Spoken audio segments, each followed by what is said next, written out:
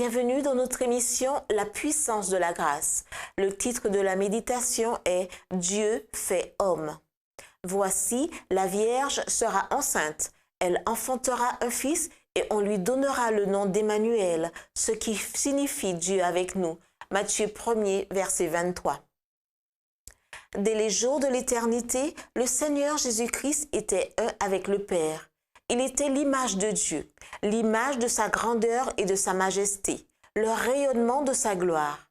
C'est pour manifester cette gloire qu'il est venu en ce monde. Sur une terre obscurcie par le péché, il est venu révéler la lumière de l'amour de Dieu. Il a été Dieu avec nous. Notre petit monde est le livre de texte de l'univers, le merveilleux dessein de grâce de Dieu, le mystère de son amour rédempteur. Voilà le thème sur lequel les anges voudraient se pencher et qui sera le sujet de leur méditation à travers les âges sans fin. Les rachetés et avec eux les êtres qui n'ont pas péché trouveront dans la croix du Christ leur science et leur chant. On verra que la gloire qui resplendit sur la face du Christ, c'est la gloire de l'amour qui se sacrifie. On verra à la lumière du calvaire que la loi de l'amour qui renonce à soi-même est la loi de la vie pour la terre et pour le ciel, que l'amour qui ne cherche pas son intérêt a sa source dans le cœur de Dieu. Jésus eut pour demeurer aux côtés du Père. Il pouvait conserver la gloire du ciel et l'hommage des anges. Il a préféré remettre le sceptre entre les mains du Père et descendre du trône de l'univers pour apporter la lumière à ceux qui en étaient privés, la vie à ceux qui périssaient.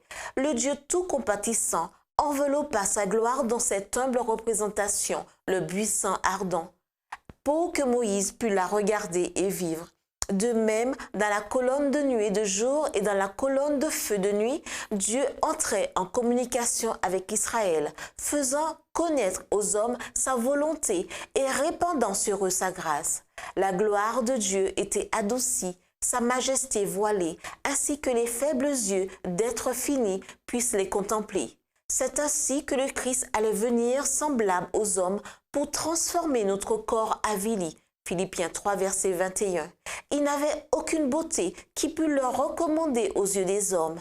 Il était néanmoins Dieu incarné, lumière du ciel et de la terre. Sa gloire était voilée, sa grandeur et sa majesté étaient cachées pour lui permettre de s'approcher des hommes affligés et tentés.